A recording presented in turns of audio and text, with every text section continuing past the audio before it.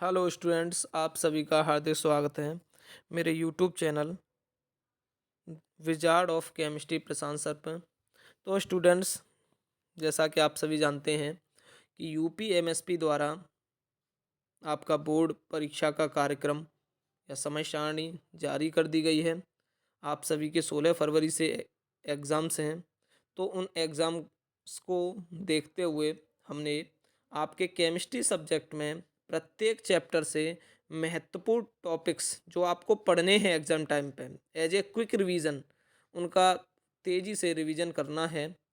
तो स्टूडेंट्स, आज हम केमिस्ट्री में फर्स्ट चैप्टर जो आपका है केमिस्ट्री में ठोस अवस्था, सॉलिड स्टेट, क्लास 12th में जो फर्स्ट चैप्टर है केमिस्ट्री का ठोस अवस्था सॉलिड स्टेट, इसके महत्वपूर्ण टॉपिक्स लेके आए हैं। तो स्टूडेंट्स देखिए, हमें किन किन टॉपिकों पर ज़्यादा फोकस करना है। जैसे कि आप सभी देख पा रहे हैं, पहला है हमारा ठोस अवस्था। पहला टॉपिक है हमारा, जैसा कि आप सभी देख पा रहे हैं, पहला जो हमारा टॉपिक है वो है हमारा ठोस अवस्था। तो पहला टॉपिक हमें ठोस अवस्था के बारे में पढ़ना है कि ठोस अवस्था क्या होती है। उसके बाद अगला टॉपिक है हमारा ठोसों का वर्गीकरण। ठीक है, ठोसों के प्रकार। तो हम दो भागों में अगर उसे बांटना चाहें बांट सकते हैं, क्रिस्टली ठोस और अक्रिस्टली ठोस। क्रिस्टली और अक्रिस्टली ठोस। आगे हमें पढ़ना है क्रिस्टली ठोसों का वर्गीकरण। क्रिस्टली ठोसों का वर्गीकरण। तो क्रिस्टली ठोस चार प्रकार के होते हैं: सहसंयोजक ठोस, आयनिक ठोस, आणविक ठोस, धात्विक ठोस। ओके स्टूडेंट्स, तो क्रिस्टली ठोसों का वर्गीकरण। क्रिस्टली ठोस कितने प्रकार के होते हैं? चार प्रकार के। अगला हमें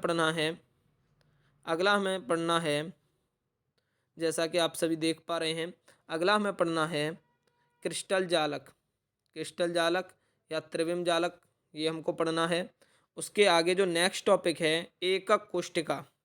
उसके आगे जो महत्वपूर्ण हमारा टॉपिक है, एक चीज़ विशेषकर ध्यान रखें स्टूडेंट कि जब आप क्रिस्टली ठोसों के जो वर्गीकरण पढ़ें, ये जो मैंने ऊपर बताया था, सहसंयोजक ठोस, आयनिक ठोस, आणविक ठोस और धात्विक ठोस, जब आप क्रिस्टली ठोसों का वर्गीकरण पढ़ेंगे तो ये चारों ठोसों के आप जब डेफिनेशंस देखेंगे तो साथ में आपको एग्जाम्पल्स याद करने हैं, एग्जाम्पल्स भी आपको देखने हैं।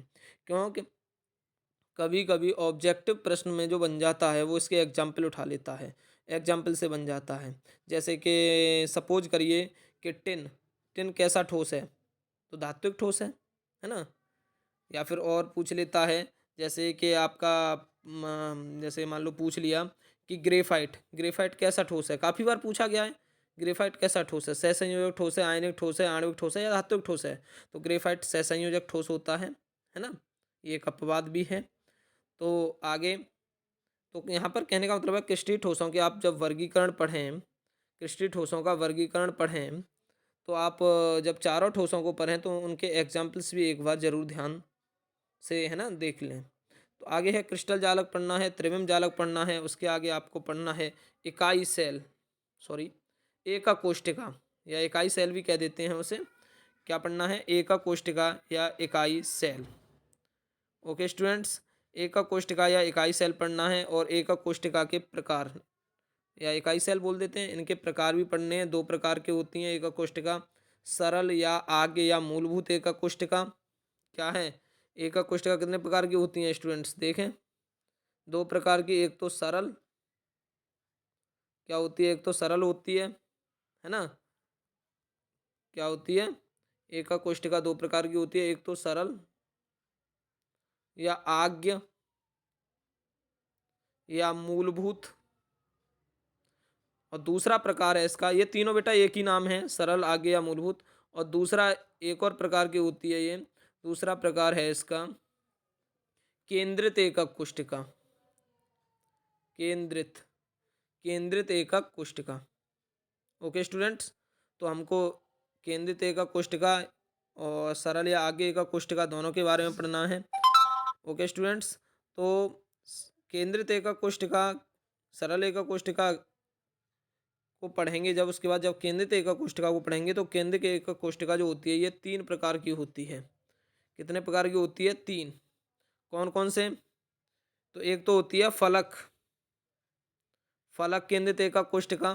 दूसरी होती है अंतः, अंतः या काय, काय केंद्रित एकक कोष्ठिका। तीसरी होती है आधार या अंत्य, आधार या अंत्य, आधार या अंत्य एकक कोष्ठिका।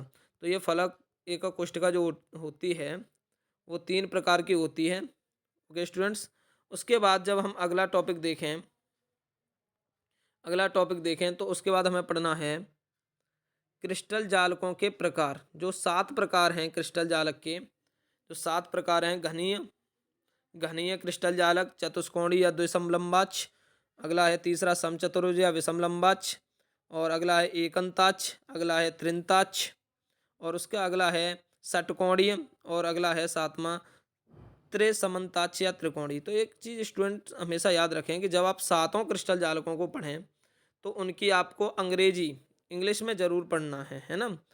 क्यों, कभी कभी क्या है कि ऑब्जेक्ट में जब आंसर आता है 4 ऑप्शन में तो अंग्रेजी में दे देता है। जैसे विषमलंबाक्ष या समचतुर्भुज को रोम्बो, सॉरी, और जैसे एकंताक्ष है, एकंताक्ष को मोनोक्लिनिक दे देता है, और या फिर समचतुर्भुज या विषमलंबाक्ष को ऑर्थोरोम्बिक दे देता है।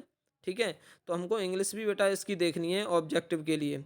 ठीक है, कभी कभी अगर हिंदी में नाम ना देखें, ठीक है, और इंग्लिश के साथ साथ हर एक के एग्जाम्पल याद करने हैं हमको, कि जैसे दे दिया कि BaSO4 बेरियम सल्फेट में कैसा क्रिस्टल जालक है, तो यही होता है ऑर्थोरोम्बिक, है ना।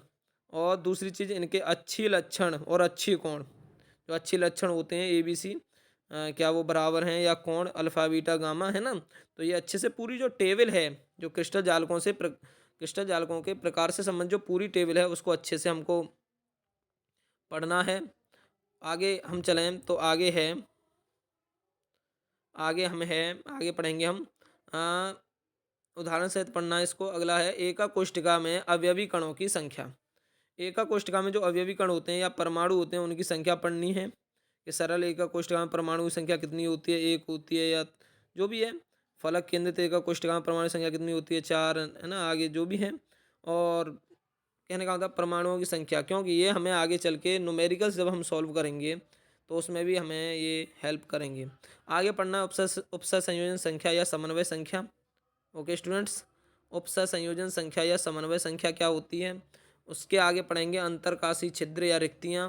उसके आगे जब हम चलेंगे तो संकुलन क्षमता, संकुलन क्षमता।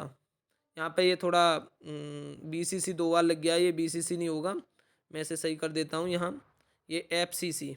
Okay students, FCC।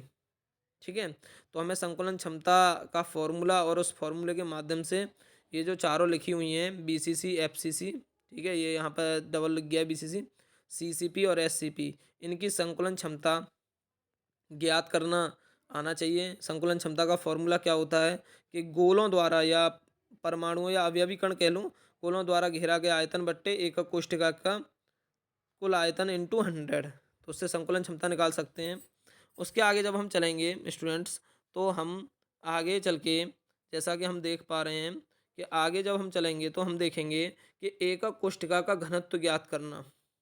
तो एकक कोष्ठिका का जो घनत्व है वो कैसे ज्ञात किया जाता है, कौन सा फॉर्मूला, Z/M/A/Q/NA, जो भी है आप उसको एकक कोष्ठिका के घनत्व वाले जो न्यूमेरिकल्स हैं उनको भी देखेंगे।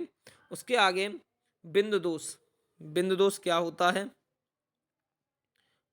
ओके स्टूडेंट्स, बिंदु दोष क्या होता है, ये कितने प्रकार का होता है। मान लो 3 प्रकार का ये होता है। रस समीकरण मिति, जिसे स्टाइक्योमेट्रिक कह देते हैं, जैसे ये यहाँ लिख रहा है ना स्टाइक्योमेट्रिक।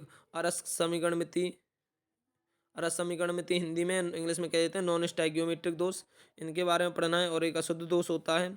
जब पढ़ेंगे आगे तो ये जो स्टाइक्योमेट्रिक है, रस समीकरण मिति दोष, ये 2 प्रकार का दो होता है, रिक्तियाँ दोष और अंतराकाशी दोष। और जब हम आगे पढ़ेंगे तो जो अंतराकाशी दोष है, अंतराकाशी दोष है वो 2 प्रकार का हो जाएगा, फ्रैंकेल दोष और शॉर्टकी दोष। फ्रैंकेल और शॉर्टकी ये वैज्ञानिक थे, उन्होंने अपने ही नाम के ऊपर इन दोषों का नाम रख लिया।